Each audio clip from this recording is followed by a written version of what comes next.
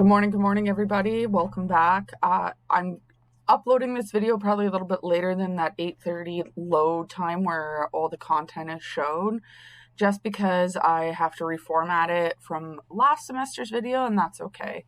So far in Activity 4 for our Unit 1, we should have gone through all this information here and go through this part here we will be going through together today. So if you're somebody who likes the content pages and you're fine with that, make sure you read everything here. And then looking through the lenses is where today's information really starts. So you have the structural functionalist theories. If you click it, this appears. And you just go through and you click all the different ones and read about the different theorists' perspectives. And then as you go down, you will hit next and you'll go into the second content page, which is this case study. However, there is another way of accessing the content, the different theorists within the content, but there are two different sets of slides I've created. One is this set, and this is exactly verbatim from the content pages. So it looks as such. You can read through and it goes through all the different ones. Here's the first task theorists that fit the perspectives. We are not doing this task. It says a task, but it just breaks down the different theorists. So structural functionalist theories with the people who supported that perspective. You can read that, or I want to go through these slides with you as it thoroughly breaks down who those people are and what they did. If you're somebody who doesn't like reading, if you're okay reading on your own, you can pause this video and off you go read those links I just showed you. But together, let's break down the perspectives. So structural functionalist theory was supported by Talcott Parsons and Herbert Spencer. Structural functionalist perspective really looked at the understanding that sees societies having many different systems living within it.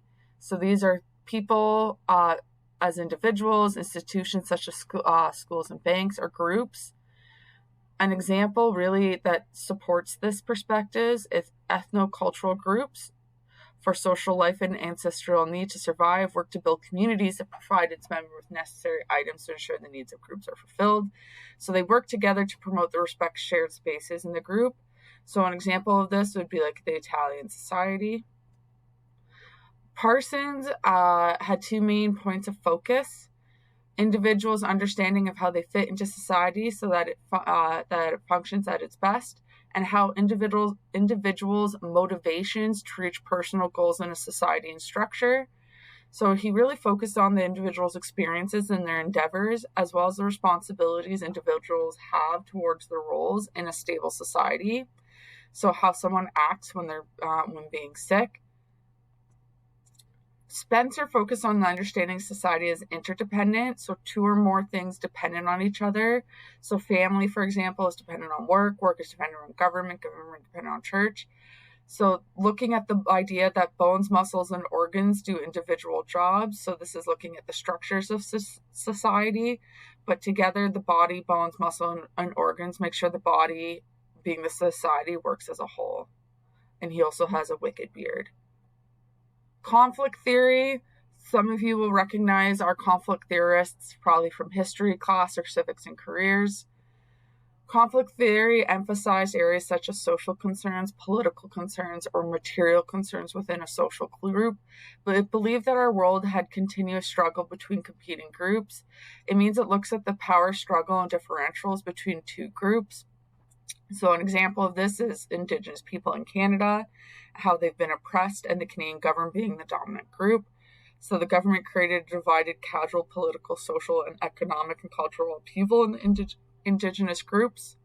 So Marx, which many of us will recognize him from different areas of study, his theory focused mainly on society and economics and politics. We all know this as Marxism. So this is the belief that society progressed through class struggle. So between the bourgeoisie being greedy ruling upper class and the proletariat, so labor class. He examined that conflict relationships between the haves and have-nots. And other areas that interested Marx was interactive violence, so death resulting from unsafe work conditions in Bangladesh as an example, and direct violent overthrow of the privileged class. Colonel West, who is still around today, it focuses on economic, politics, and spiritual and ethical issues concerning race in American society.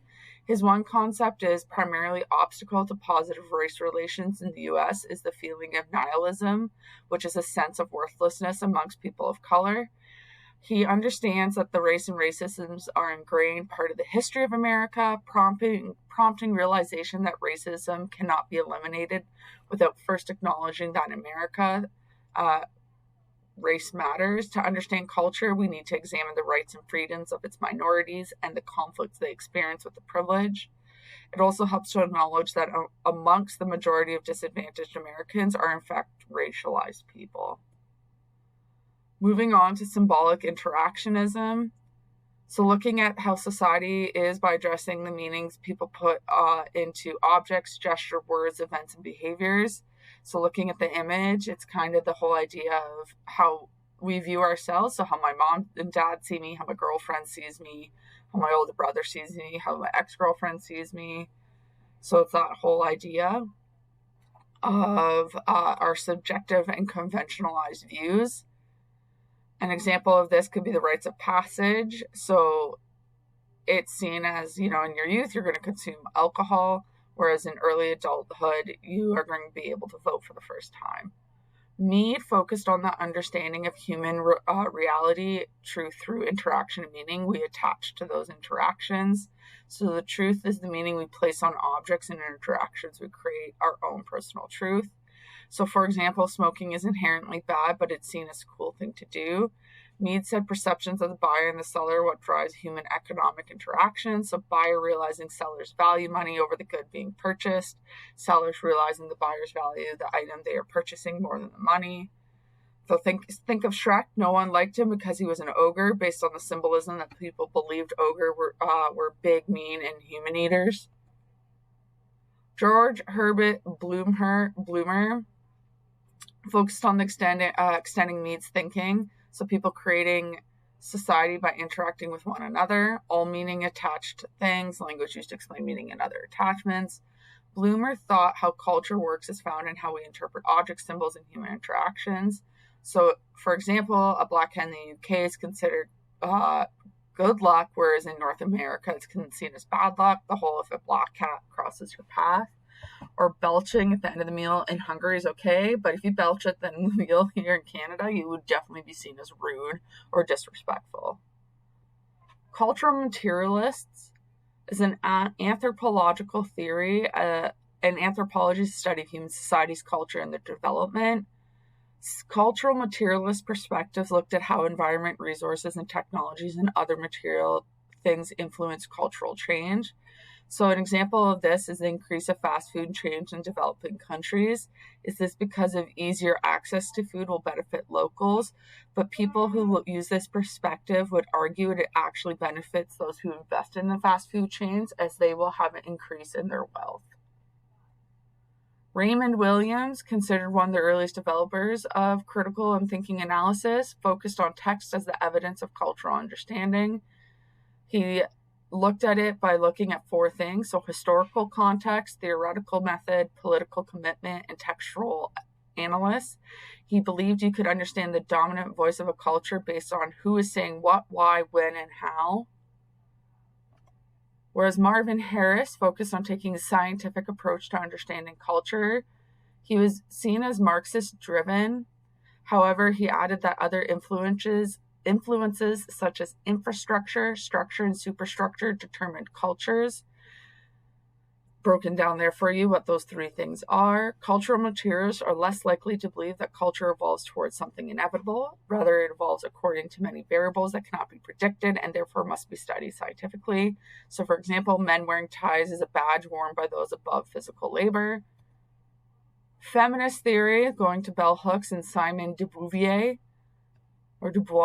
examines gender inequality. At the core, it is the idea that women have been oppressed due to the systematic approach that has been developed. So men have been historically dominant. Feminist theory aims to use knowledge about the difference between men and women in society to help better women's lives. Although this theory, within this theory, there are different approaches to gender relations and the status of these. They all argue that change is needed to achieve equality between the sexes. So example, we look at the wage gap difference. So why should women be penalized for maternity leave? So Bell Hooks was focused on central themes such as culture, gender, class, and race. Bell defined these central themes as white supremacist, capitalist, and patriarchy. They viewed education as a practice of freedom and teaches significance of media for contemporary culture through collective lens. To understand modern culture, we need to examine burden placed upon women of color. Believes in an inclusive feminist theory where differences are acknowledged as there is an acceptance of each other. De Beauvoir, Simone wrote a book on the second sex, and it's seen as one of the foundational texts in feminist philosophy. It's considered so scandalous and controversial, the Vatican placed it on its list of prohibited books. It sold over 20,000 copies in the first 2 weeks of sale. One philosophy was that baby girls were not born feminine, but socialized to become passive and alienated. And Simone believed in order to understand a culture, one must analyze the message imposed by society upon its women. So that's the breakdown of the different theorists. I try to make the video short, so please go through the slides on your own to read more, just so you have a better understanding of them. I'm going to end this video here, and I'm going to create a second video to go over the case study assignment.